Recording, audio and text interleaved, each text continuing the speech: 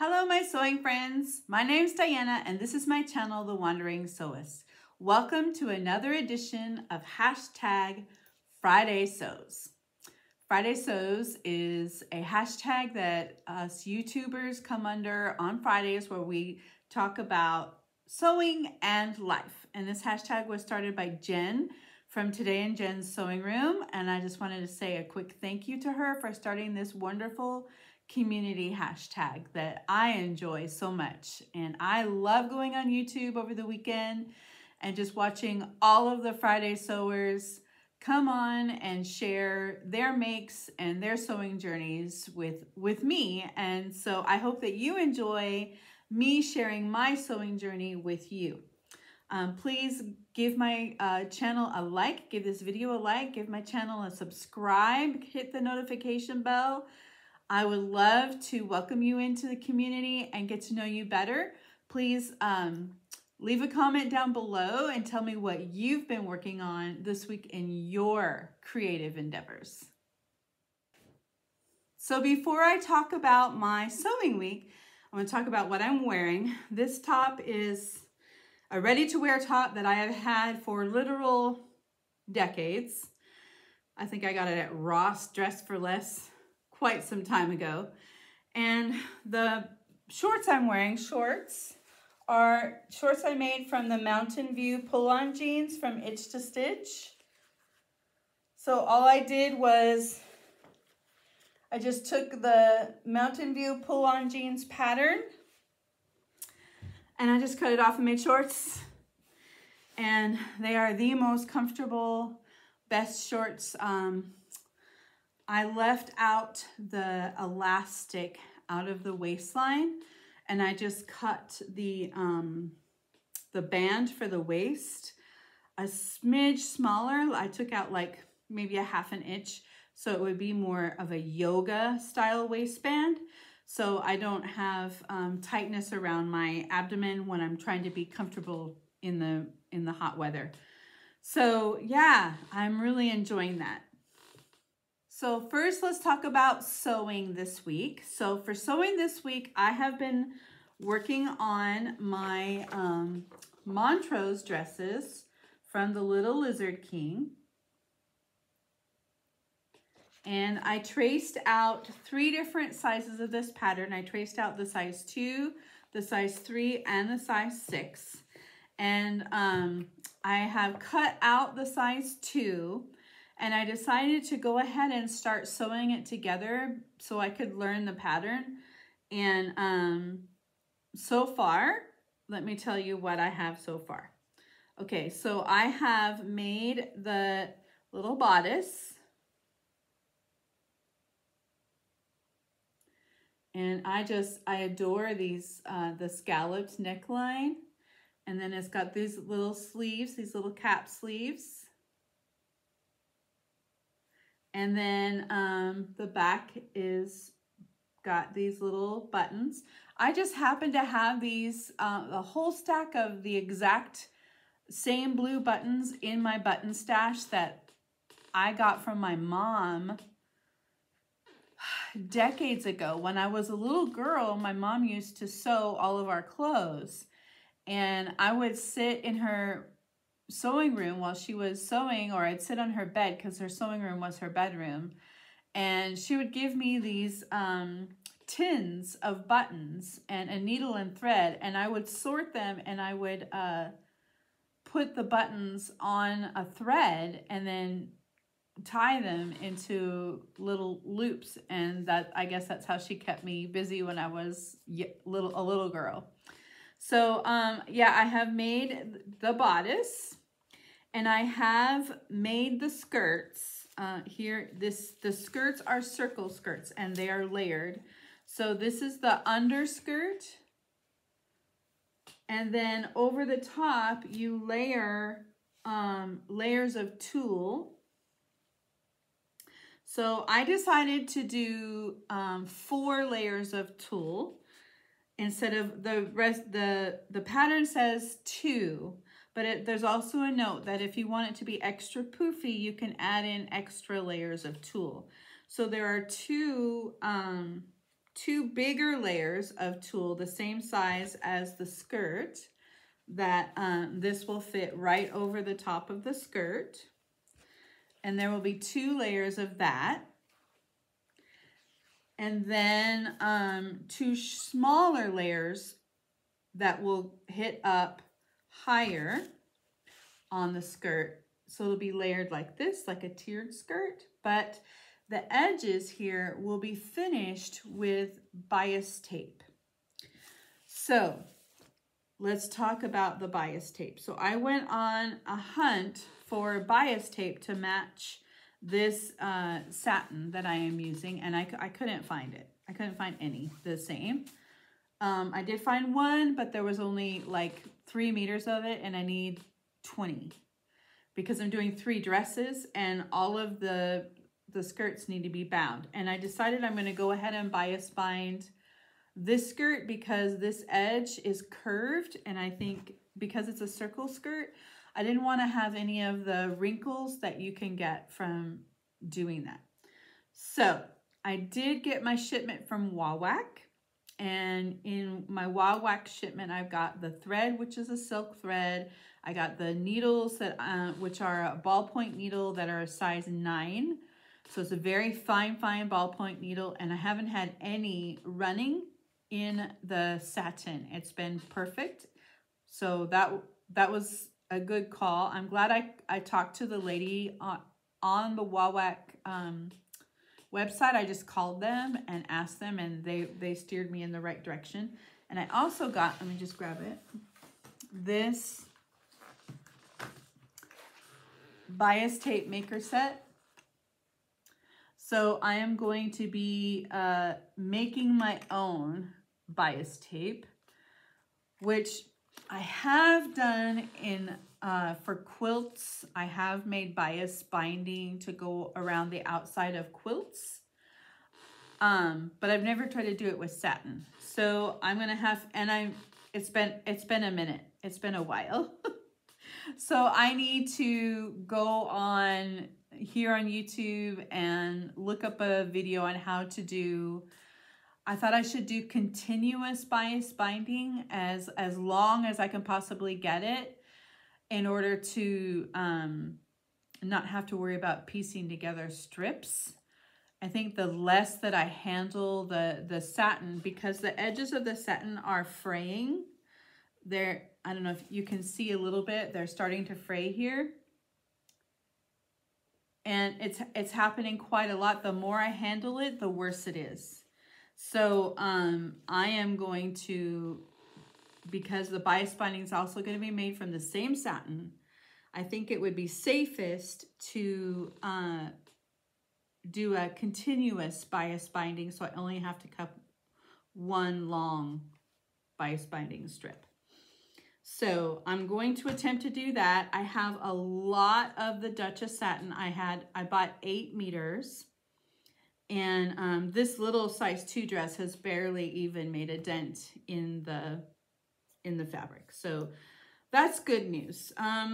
The other struggle I was having is the bodice is supposed to be lined, and I had considered doing self-lining, but this satin is polyester. And I was thinking about, you know, little girls' very sensitive skin and how uncomfortable that might be. So I decided to go through my stash of quilting cottons, and I found this very cute gingham, which is a very nice color match for the Duchess satin, even though it's checkered. But so I went ahead and I did, I'm just gonna open these buttons. I lined the bodice with this 100% cotton gingham fabric that I bought to make a baby quilt decades ago, and I had a bunch left over. So the inside is lined with this, and I did French seams around here so there wouldn't be any itchy polyester with, you know, with overlocking, serging to itch around the armhole. So this is all cotton around here. So I did French seams. Now these little sleeves are so tiny. I could barely even get this under my machine. It was a struggle. That is no joke, a huge struggle. But I did it very slowly, but I did it. I also did French seaming on the inside of the skirt. Here, this is the seam. And I also French seamed the tulle skirts, the tulle over skirts. Now, the French seaming on the tulle has not turned out as well as I would have liked. So what I'm seeing is 2 rows of stitching through the tulle. You can see this is the French seam here, but there are 2 rows of stitching because it's a French seam. So I stitched once at 1/4 inch, and then I trimmed the seam allowance very close to the stitches, and then I flipped it over, and since it's tulle, you can't press it with an iron, so I just pressed it with my clapper and some force, and then sewed it again. But that's giving me 2 lines of stitching that are showing. Even though the thread is exactly the same color, it still shows. So I'm considering trimming away the first line of the stitching, the one that's close. I'm going to hold it up for you so you can see better. See, I'm considering trimming away this line of stitching so that there'll only just be that one. And it will be less obvious. What do you think? If you have any experience sewing with tulle, can you please comment down below and let me know if I should trim away this the first line of stitching or just leave it. I'm not sure anybody but me will notice. I'm not sure. I may have to talk to my future daughter-in-law about that, about what she thinks, but I don't know. Let me know what you think in the comments section down below. It's I'm getting to the point now where it's time to hem the skirts. So I am going to be, over this weekend, cutting out the continuous bias binding. That's my next task. And then after I get the skirts hemmed, then I have to do a placket. Here's the placket. I have to do a placket in the back of the skirts so that the button opening will go down into the skirt, so it's much easier to get it over, you know, little girls' heads and shoulders. So that placket sewing is a little bit nerve-wracking for me. I don't have a lot of experience with it, so yeah. I'm a little nervous. I'm a little bit nervous about doing that in these dresses I'm making for my son's wedding. I'm terrified I'm going to mess it up. The good thing is I have plenty of fabric, so if I do mess up the placket, I can always just cut another one and try it again. So that is a good thing. That's a good thing. I have plenty and plenty of fabric. So that's what I've been working on this week. I did mess up one of the sleeves. I had to recut and remake one sleeve from the beginning because when I sewed the lining in to finish this outer seam here, to finish the outside so it has a neat finish, I sewed the outer to the inner. Instead of sewing the two outers together and then turning through, I sewed the outer to the inner. And it was so difficult, and there was so much little seams that I just cut a new one and started over. And it wasn't a big deal because these sleeves are tiny. This sleeve is tiny.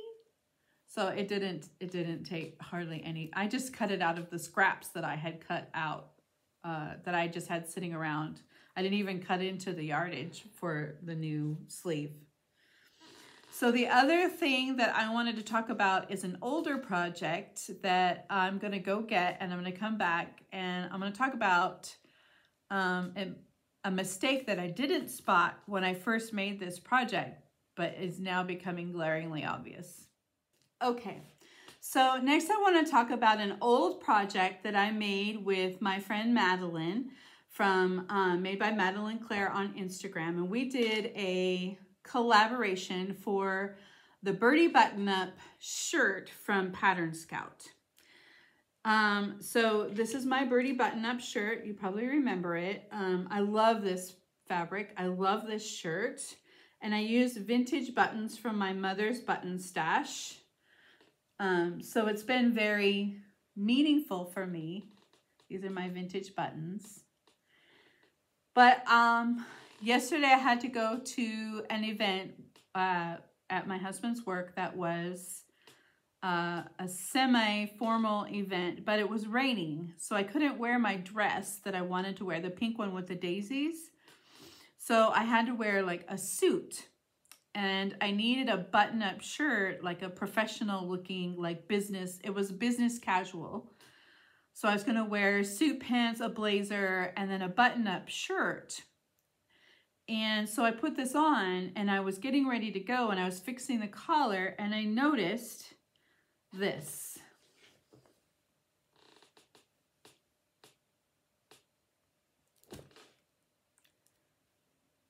Man, I was so upset. So, I must have, when I clipped the seam allowance, I must have clipped a few stitches right there. And then over time, as this has gotten washed, the fabric frayed and came out of the seam. So it's been top stitched. It's been trimmed. The seam has been trimmed. It's been turned through, and then it's been top stitched. The only thing I can think of to kind of repair it a little bit is to trim away the fray, and then take some of the seam sealant, what's that called? The stuff you put on your buttonholes. I can't remember what it's called. It just fell out of my head. And hope that that'll hold it for a while, and then not wear it as a business shirt, but more as an at-home thing, because I love this fabric so much, and I only bought enough to make a shirt. But this was my very first collar with a collar stand, and it was a learning process, and I thought that I was very successful, but I'm super disappointed with how this has turned out here. Oh, and I just found another place here on the back of the collar, right here. You can see where it's coming through. It's very sad. It's making me really sad because I used my mom's vintage buttons, and I held onto this fabric for a few years until I found just the right shirt pattern that I really wanted to sew it out of. So I'm really disappointed. If you have any hints or clues of how I could repair this so that it's still wearable, I would really appreciate it if you could tell me in the comment section down below. What would you do to make this still wearable? I just love this shirt so much. It looks so nice on me, and it just makes me really sad. Okay, the next section of Friday Sews is all about life. So this week we had a very important visitor, a VIP, a very important person visitor. And it was a lot of hurry and scurry around my husband's work. And it was a lot of, there was a lot of extra hours, and then there was yesterday there was a reception. So I went to a specific place in Prague for the reception. I'm trying not to say too much, but I am going to put in a video and some photos of the VIP. And if you know who the VIP is, then you'll know more about places that I went and people that I spoke to. So I will put those a video and some photos following my Friday Sews. So stay tuned for the end to see who the VIP was. And this is not the first time that I have met this particular man. I met him 2 years ago in Pretoria in South Africa. And he had been very helpful to us in our situation with my daughter. And so we had a moment with him 2 years ago when he came to visit in Pretoria, and we were able to thank him in person. And then yesterday we were getting our photos, a big group photo, and I stood right behind him, and he remembered me, and he turned to me and he asked me how I was doing and told me how sorry he was, and he gave me a little hug. So unfortunately I didn't get a picture of that or video, so that was, but it was very memorable. So that's it that happened this week. Please stay tuned for the video and the photos of my VIP. I hope that you all have a fabulous weekend and with lots of time to sew something beautiful. Take care. Bye.